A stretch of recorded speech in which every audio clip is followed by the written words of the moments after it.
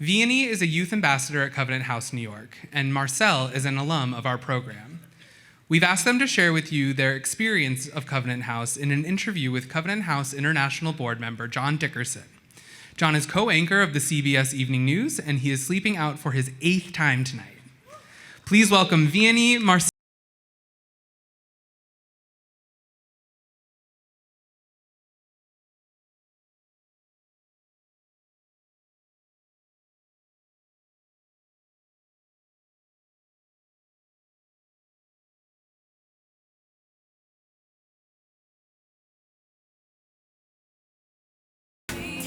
Hello, everyone. It's wonderful to be with you. It's the first time I think I've met David, who's been blowing up my phone, which is the most wonderful thing as the donations come in. It's great to be with you, too. Thank you for joining me. We're in fireside chat. That is what this is called. So this is our living room. So Marcelle, tell me your story about coming to Covenant House and why you decided to trust Covenant House. That's a fun one. In front of all of our friends and family? Yes, exactly. That's crazy. I am from an area that is not very accepting of those of us that are queer presenting. So I, behind my adoptive parents' back, auditioned for my dream school and got in.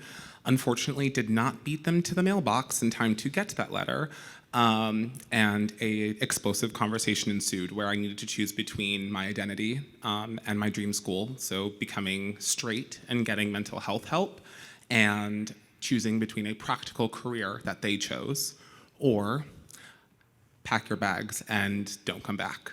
And I made the extremely hard decision that I wasn't going to change my identity for anybody. Theater and the performing arts is a practical career, and I have made such a living out of it. So I took the last, $60, $30, I don't know how much it was, enough money to book a one-way ticket to New York City. And on my way, I looked up shelters for, I'm actually really embarrassed to say this because I actually looked at my old search history, and I searched up shelters for Black kids. Context is key. I'm from an all-white area, and I'd never been into the city, so I was like, okay, cool.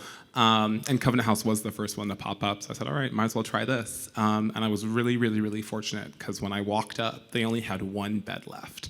And from that moment on, y'all changed my life, so thank you. That's great. And Veony, tell me your story. So I want to say that I've had a slightly similar experience where I had to choose between my future and continuing to go to school or staying home and being in a toxic, unsafe situation, and I was going to choose myself all the way. I'm a very strong believer of self-perseverance, and I had to choose myself.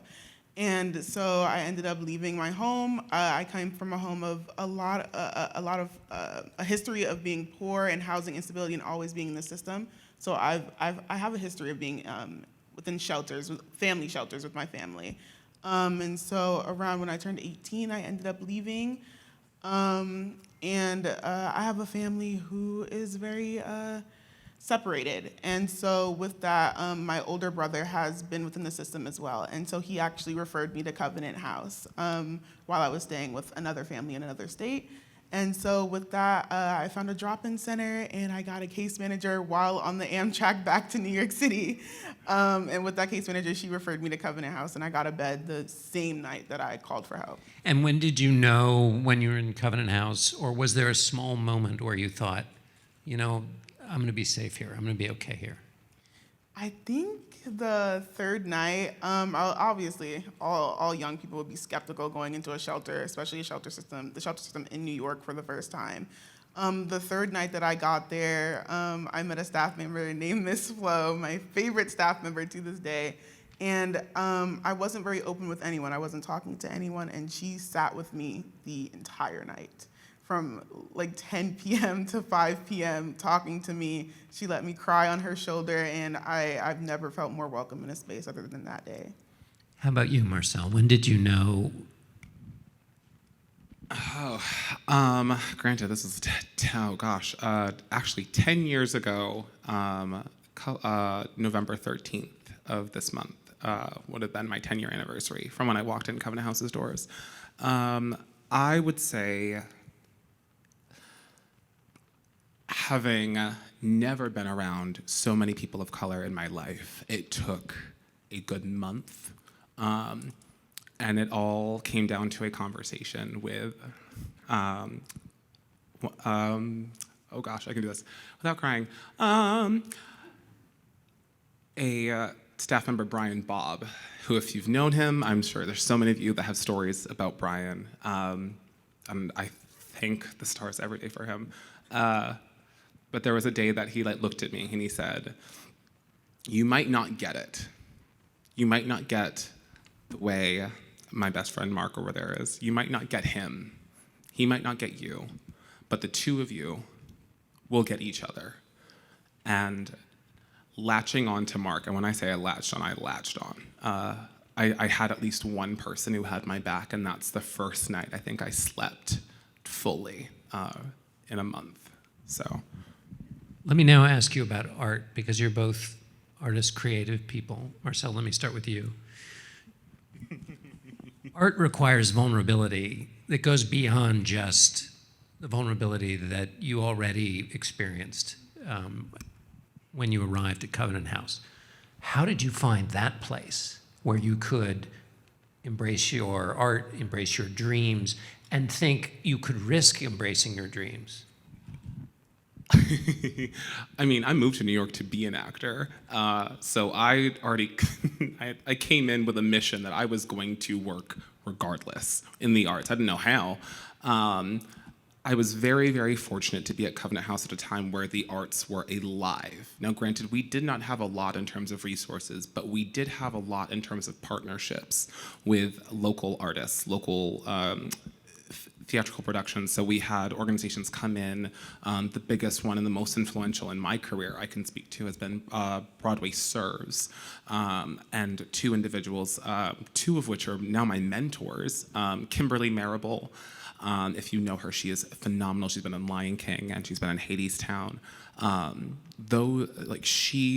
She saw me, this theater-obsessed person carrying around sheet music every single day. And she just she directed me with Brian. She said, so continue, keep pushing, keep educating yourself, keep studying. Eventually, Covenant House helped me get a scholarship to buy my first pair of dance shoes so I could audition full time. And that was truly the Kickstarter to my everything. How about you, Veony? When did you feel like you could have that it was a safe place to create, not just to be? Similarly, I came into Covenant House with an idea of a goal, a career that I wanted to go into, which was the film industry. I used to go to an art high school, and I kind of figured out that visual arts, like at least painting and stuff, was not for me. I don't know how to paint. I don't know how to draw. And that same time, I was looking for extracurricular activities, and I found an organization called Hook Arts Media. And they help youth learn to create and produce and direct their own short films and documentaries. With that training that I came into Covenant House with, about maybe 3 months after being there and talking to numerous staff members about my interests, they then started a program of Cov Films, I think, where they also helped us create our own documentaries and short films and allowed us to use their camera equipment. And so that was an amazing opportunity. I think they definitely helped me direct a career choice that I wanted to go down, a path I wanted to go down, and it was just a beautiful experience. So before I lose you, we've been talking about the past. Let's talk about the future. So what's next? What are you dreaming about going forward?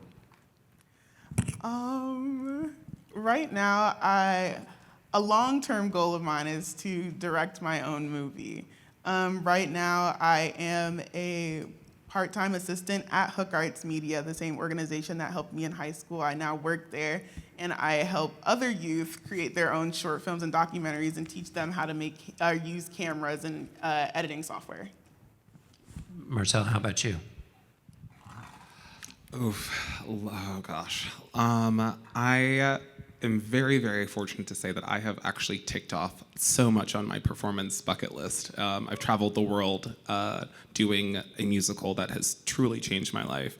I've performed everywhere. I could literally get hit by a bus tomorrow and be happy. I won't, thank goodness. If I had to pick one thing, I think, or actually two, there's two things I want to do.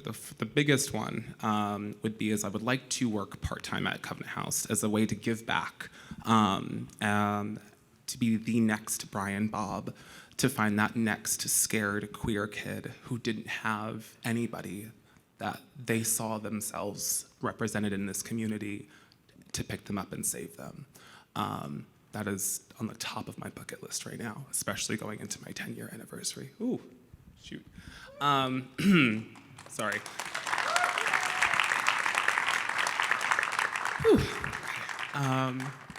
Didn't think that one was going to hit as hard as it did. And my second one is I am currently working on going on tour next year, hitting 50 cities next year, performing in underprivileged areas, and only performing for free. So people, mostly underprivileged Black kids, can see live theatrical art at its finest. So that's a project we're working on right now.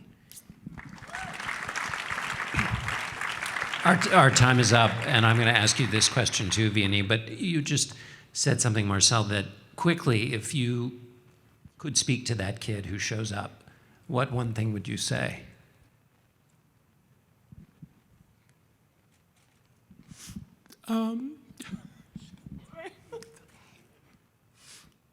Don't be scared. It's okay. And you're gonna make it through.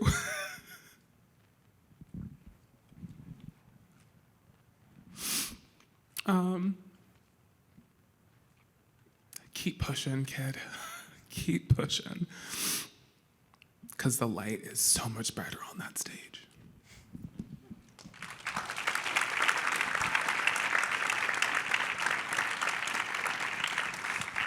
Bring us home, Veony. What would you say?